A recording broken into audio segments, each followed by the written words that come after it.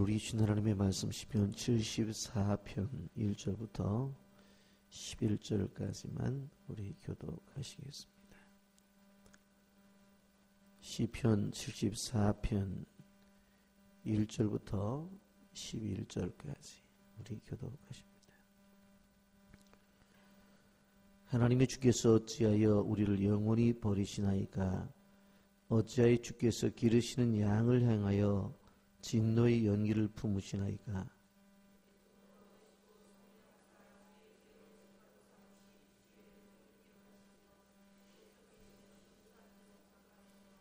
영구히 파멸된 곳을 향하여 주의 발을 옮겨 놓으소서. 원수가 성수에서 모든 악을 행하였나이다.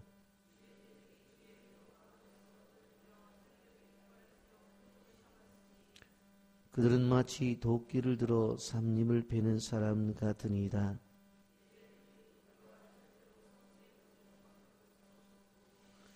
주의 성소를 불사르며 주의 이름이 계신 곳을 더럽혀 땅에 엎었나이다.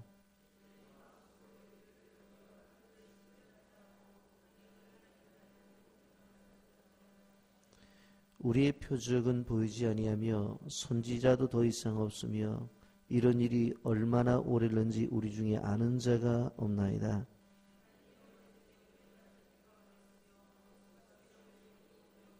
함께 봅니다. 주께서 어찌하여 주의 손 곧 주의 오른손을 거두시나이까? 주의 수품에서 손을 빼리시어 그들을 멸하소서. 아멘. 마스길이라고 하는 말은 교훈의 시라고 하는 뜻입니다. 시편 74편의 내용은 대적들로 말미암아 예루살렘과 주님의 성전이 무참하게 파괴되어지는 그러한 고난 속에서 아버지께 도움을 구하는 시입니다. 예루살렘과 주의 성전이 파괴되어지는 것을 보면서 하나님, 이 대적들을 멸해 주시고 이 고통 속에서 우리를 구원해 달라고 하는 시를 쓰고 있습니다. 여러분, 우리는 세상을 살아가면서 이해가 되지 않는 것들을 경험할 때가 있습니다. 하나님은 하나님의 택하신 백성들을 절대로 버리지 않는다는 사실을 우리는 압니다. 그리고 하나님의 자녀들을 향해서 진노의 연기를 뿜으시는 분이 아니라는 것도 압니다. 그러한 사실을 우리가 알기는 아는데 그러한 것과는 달리 마치 하나님이 나를 버리신 것처럼 느껴지고 마치 하나님이 나를 향하여 진노의 분노의 연기를 품은 것처럼 느껴질 때가 있다는 것입니다. 그래서 오늘 1절에 보면 이렇게 고백을 합니다. 하나님이여 주께서 어찌하여 우리를 영원히 버리시나이까? 어찌하여 주께서 기르시는 양을 향하여 진노의 연기를 품으시나이까? 머리로서는 하나님의 백성들이 절대로 하나님의 버림을 당하지 않는다는 것을 알고 하나님이 그 백성들을 향해서 진노의 연기를 품지 않으신다는 것을 아는데 현실에 느껴지는 것은 하나님이 버린 것처럼 느껴집니다. 하나님이 나를 향해 진노를 하시는 것처럼 느껴진다고 하는 것입니다. 그래서 오늘 시편의 기자는 성경에서 이렇게 말합니다. 2절에 보면 옛적부터 얻으시고 속량하사 주의 기업의 지파로 삼으신 주의 회중을 기억하시며 주께서 계시던 시온산도 생각하소서. 지금까지 주님의 지파로 삼으셔서 속량해 주었던 이 백성을 좀 기억해 주시고 하나님이 살아서 예배를 받으셨던 그 시온산도 좀 생각해 보시라고. 왜 우리가 이렇게 고난을 당해야 되느냐? 우리가 그렇게 고백할 수 있습니다. 하나님 나를 위해서 예수님이 십자가에 죽으신 거 좀 그것을 기억해 보시라고. 지금까지 나를 향해서 베풀어 주셨던 그 다 잊어버리시냐고 그거 생각해 보시라고. 왜 내가 이렇게 현실 속에서 고통을 당하냐. 하나님이 나를 버리시지 않을 줄을 우리가 알고 믿지만 하나님이 나를 돌아봐 주실 것을 믿지만 그런데 현실은 하나님이 나를 떠난 것 같아요. 가만히 나를 생각하다가 눈을 들여 옆을 바라보니까 다른 사람은 복을 받아요. 다른 사람은 하는 일마다 다 잘 돼. 그런데 나는 그렇지 않아요. 그러니까 속상한 거예요. 내가 하나님을 믿지 않는 사람도 아닌데 왜 내가 저 사람보다 더 열심히 안 믿는 것 같지도 않은데 더 열심히 하는데 왜 이런 고난을 당하느냐는 거예요. 근데 우리가 아셔야 될 것이 있습니다. 우리가 현실 속에 고난을 당할 때는 내가 제일 아픈 것 같아요. 그리고 그 고난이 왠지 길어요. 그런데 지나와 보면 그 고난의 기간이 긴 게 아니에요. 지나와 보면 그렇게 그게 아픈 것이 아니었다는 것입니다. 여러분 오늘 시편 74편의 고백은 다른 사람들의 고백이 아니라 하나님을 믿는 믿음의 사람들의 고백이라는 걸 알아야 돼요. 여러분 인생길에는 오르막길이 있고 내리막길이 있다는 것을 우리는 알아야 됩니다. 내리막길로 가는 사람들은 내 인생에 왜 이런 일이 있어야 되냐고 흥분하지만 그러나 워낙 그런 것이 인생입니다. 사업을 하면서 고난을 당하지 않은 사람이 어디 있으며 직장 생활을 하면서 위기를 맞지 않은 분이 어디 있겠습니까? 직장 생활을 10년, 20년, 30년 했다면 그 안에 고난이 없었던 것이 아니라 고난을 잘 넘긴 것뿐입니다. 사업을 하면서 어려움을 당하지 않은 분들이 어디 있겠어요? 문을 닫고 정리를 해야 될 위기가 한두 번이 아니었습니다. 그래도 지금 생각해 보면 고난이 없었던 것이 아니라 고난을 잘 견뎌낸 거예요. 우리가 기억해야 될 것은 무엇인가 하면 인생에는 기도하면서 기다려야 될 일이 있는 거예요. 기다려야 되는 일들은 기다리고 시간이 지나야 해결이 되어지는 거예요. 그런데 사람들이 조급함 때문에 기다리지를 못하는 거예요. 성장하고 성숙하면 잘 이해를 합니다. 그런데 믿음의 생활을 한다고 하면서도 아직 어린 그러한 믿음의 사람들이 있다라고 하는 것입니다. 신앙이 성장하고 성숙하면 그때 그 일이 큰 일이 아니었어요. 대단한 일이 아니었어요. 그런데 그 시절에 그것은 목숨을 내놓을 만한 큰 일이었다고 생각합니다. 여러분 우리가 기억해야 될 것이 무엇인가 하면 왜 믿음이 성장하고 믿음이 왜 성숙해야 되느냐. 믿음이 성장하고 성숙하게 되어지면 우리에게 다가온 문제라고 하는 그 문제가 자꾸 작아져 보여요. 우리가 알아야 될 것은 내 믿음을 내가 판단하는 내 믿음이 어떠한가를 판단하는 하나의 기준은 문제라고 하는 것이 내 눈에 어떻게 보이냐는 거예요. 그것이 크게 보이면 죄송합니다. 믿음이 있는 사람이 아니에요. 그러나 그 믿음이 다른 사람들이 볼 때도 저러다 큰일 나지 하고 이거 난리 났네 그렇게 말하는데도 믿음 있는 사람은 뭐 기도하고 가는 거지 뭐. 인생은 그런 거잖아. 올라갈 때도 있으면 내려갈 때도 있는 거예요. 하면서 나가는 사람, 그 사람이 큰 믿음을 가진 사람입니다. 여러분 지금 74편의 내용을 보면 기가 막힌 일이 벌어졌습니다. 여기 1절에 보면 하나님의 주께서 어찌하여 우리를 영원히 버리시나이까? 어찌하여 주께서 기르시는 양을 향하여 진노의 연기를 품으시나이까? 어찌하여 주님께서 말씀하시는 양, 주께서 치시는 양, 현대인의 성경을 보니까 주의 백성이라고 말을 해요. 하나님이 돌보시는 양들, 하나님을 목자로 말하고 주의 백성을 양으로 비유하면서 말해요. 목자는 양을 지켜야 될 의무가 있어요. 양은 목자의 도움이 아니고는 광야에서 살 수가 없어요. 그런데 목자가 양을 안 돌봐요. 그럼 죽는 거죠. 지금의 상황이 그렇다는 거예요. 여러분 생각을 해보세요. 바벨론으로 인해 주의 성전이 회파되었어요. 그 바벨론의 군대가 들어와서 악을 행하여 3절 보세요. 원수가 성소에서 모든 악을 행하였나이다. 바벨론 군대가 들어와서 하나님 앞에 제사를 드리던 그 성전 안에 들어와서 소리를 질러요. 뭐?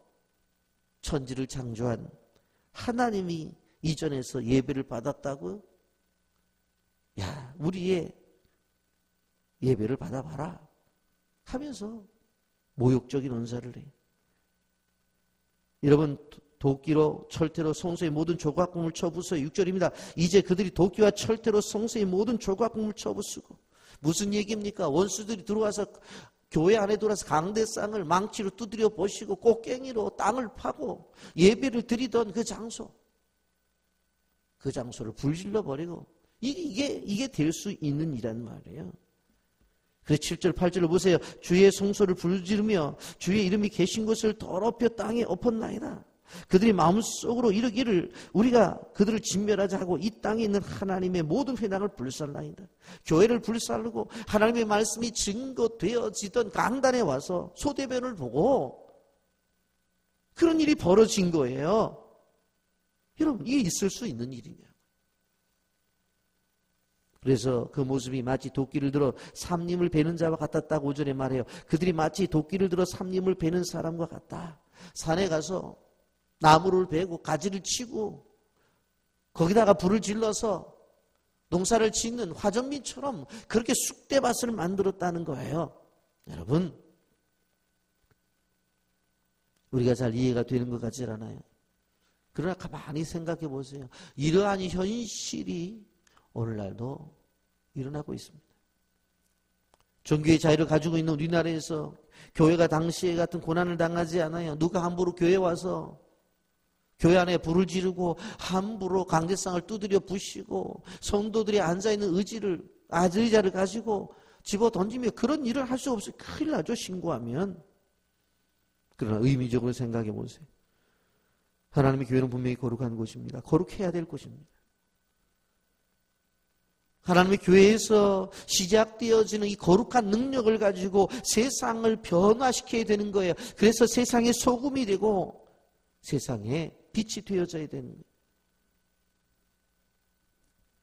더럽혀진 세상 속에 살던 우리가 하나님의 교회에 들어와서 그곳에서 예배를 드리며 죄악을 씻음 받고 그리고 거룩한 모습으로 다시 변화되어서 세상에 나가야 되는 거예요. 그런데 오늘날 하나님의 집, 교회가 짓밟힘을 당하고 있습니다. 여러분, 얼마나 사회가 교회를 향해서 손가락질을 합니다. 그리고 얼마나 신문지상을 통해서 교회가 잘못되었다고 지탄의 대상이 되고 있습니다. 여러분, 그러므로 기억해야 될 것은 성소가 성소되어지는 것, 교회가 교회답게 되어지는 것은 누구의 책임인가 하면 청지기로 부름을 받은 우리의 책임이라는 것을 알아야 돼요.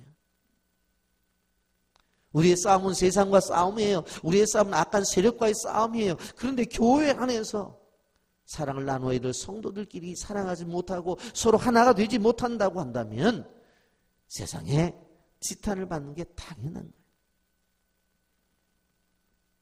여러분, 우리가 기억해야 될 것은 내 자신의 삶뿐만 아니라 세상을 변화시키기 위한 그런 하나님의 교회로서 우리는 성소 지킴이가 되어져야 돼요. 교회 지킴이가 되어져야 돼요. 누가 교회를 지켜요?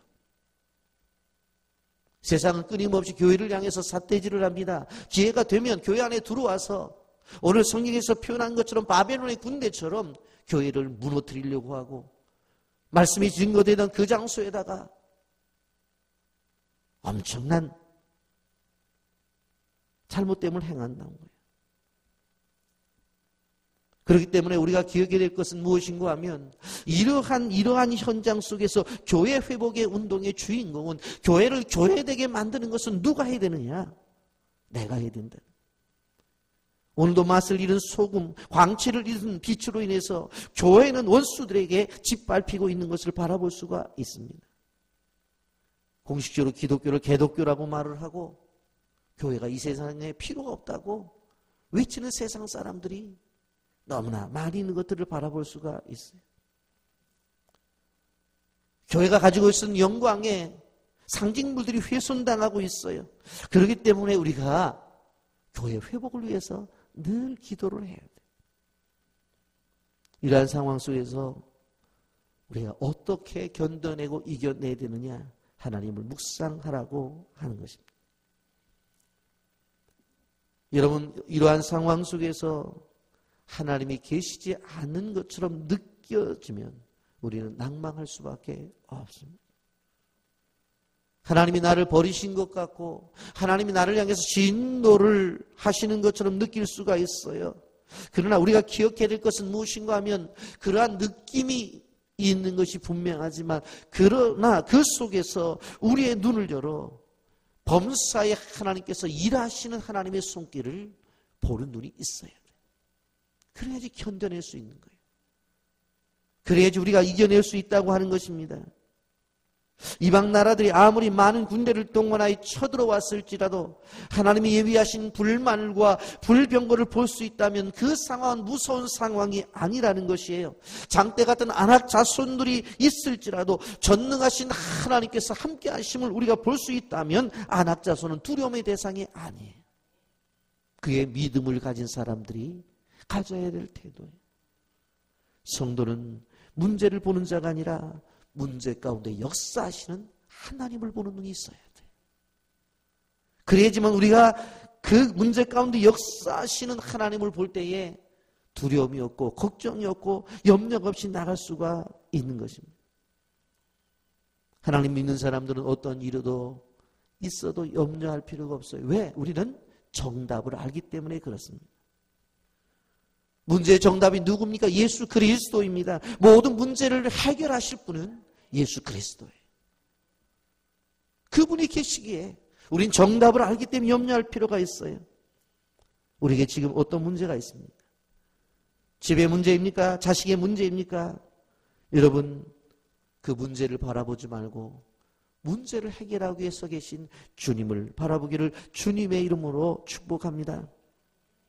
자녀 때문에 걱정이 있어요. 이 자녀가 어떤 자니? 만세 전에 택하신 자네. 그리고 하나님이 깊이 생각하시다가 우리 가정에 주신 자녀란 말이에요. 지금까지 키워주신 하나님께서 지금도 위기를 잘 넘길 것이라고 하는 믿음을 가져야 되는 것이에요. 선한 길로 인도하실 것이라는 믿음을 가져야 되는 거예요. 나를 지금까지 붙들어 주셨다면 내 아이도 붙들어 주실 거라는 믿음이 있어야 된다는 거예요. 오늘 12절에 뭐라고 말합니까?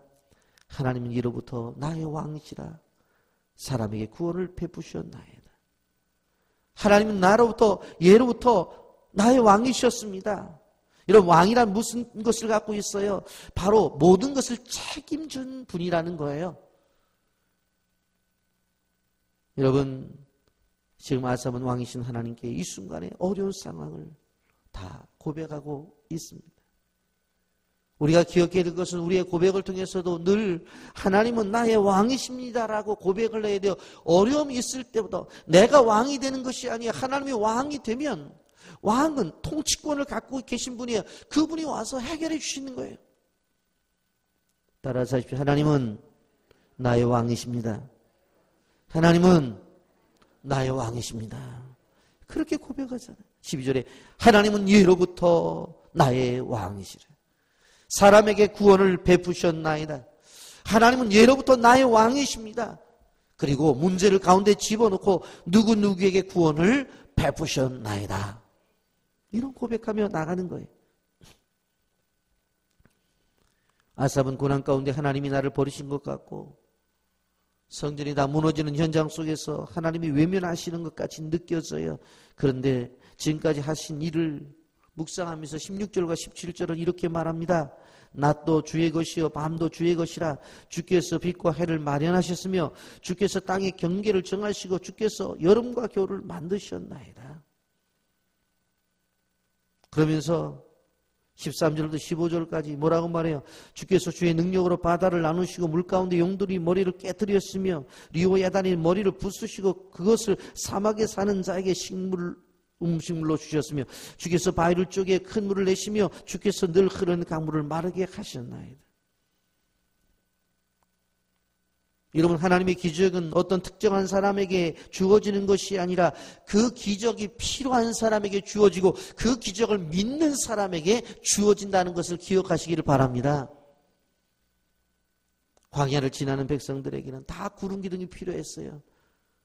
그러게 누구에게만 구름 기둥이 나타난 것이 아니라 광야를 지나는 모든 백성들에게 구름 기둥의 혜택은 있었고 불기둥도 누구에게만 필요한 것이 아니었어요. 그 수많은 200만의 모든 사람들에게 불기둥이 필요했기 때문에 그들은 다 혜택을 받았어요. 누구에게만 물이 필요한 것이 아니었기 때문에 광야를 지나는 모든 백성들에게 하나님은 물을 공급해 주셨어요. 그렇기 때문에 오늘의 기적도 기적이 필요한 사람에게 주어지고 오늘의 기적도 믿음을 가지고 있는 사람에게 주어지는 거예요. 그러므로 우리가 기도해야 돼. 기도가 뭐예요? 내가 필요하다는 거예요. 하나님, 내가 물이 필요합니다. 하나님, 내가 구름 기둥이 필요합니다. 내가 불기둥이 필요하다. 기도하는 거예요. 지금도 하나님 우리의 필요를 아시고 우리가 답답함을 가지고 기도할 때 그 눈물을 아신다는 사실을 기억하시기를 바랍니다. 인간의 방법으로는 불가능한 일이라 할지라도 하나님은 하나님의 방법으로 사람을 움직이셔라서라도 그 일을 행하신다는 사실을 기억해야 됩니다. 우리는 하나님의 일하심을 믿어야 됩니다. 말씀을 정리하면서 여러분 꼭 기억하시고 오늘 이러한 현실 속에서도 아삽은 뭐라고 말해요? 바벨론 군대가 쳐들어와서 하나님의 교회를 쑥대밭을 만들어도 그 속에 하나님의 손길이 있다는 걸 믿는 거예요. 말이 안 되잖아요. 하나님 떠나신 것 같잖아요. 하나님 아무것도 안 하시는 것 같잖아요. 여러분, 그래서 우리가 기억해야 될 것이 뭐냐면 여러분이 어떤 고난이 있더라도 우리가 믿는 하나님은 지금도 더 나은 길을 향해서 가고 계시다는 것을 우리가 믿어야 됩니다. 건축도 마찬가지입니다. 일하시는 하나님은 지금도 일을 하시고 계셔요. 그걸 믿어야 돼요. 여러분, 다른 사람들이 다 잘돼요. 나는 힘들어요. 그럴 때 하나님 나를 떠나셨다고 그렇게 말하지 말고 오히려 이렇게 기도를 해야 돼요. 하나님, 저 사람의 복을 주신 하나님, 나에게도 복을 주옵소서. 저 교회에게 부흥을 주신 하나님, 우리 교회도 부흥을 주시옵소서. 그렇게 기도를 해야 되는 것이 더 나은 것이지 앉아서 신세 한탄하는 것은 하나님의 백성들이 해야 될 도리가 아닙니다. 그래서 더욱더 긍정적으로 저분이 주신 건강처럼 나도 건강하게 해주세요. 저 가정이 복을 받은 것처럼 우리 가정도 복을 받게 해주세요. 저 사람이 저렇게 하나님의 은혜를 받는 것처럼 나도 은혜 받게 해주세요. 저 교회가 큰 부흥을 일으키는 것처럼 우리 교회도 부흥 주세요 하면서 기도하는 게 그것이 하나님 앞에 바름직한 태도라는 사실을 기억하시고 우리가 이러한 고백적 기도를 드릴 때 어제 아멘 아멘 2번 기도하면서 고백하라고 그랬는데 어제 제가 몇 번 말하라고 그랬어요? 3번 이상 해야 됩니다. 아멘 아멘 아멘. 그러면서 하나님이 내게 주신 축복이 오늘 말씀을 통해 주신 은혜가 여러분의 인생의 길을 예수님의 이름으로 축복합니다.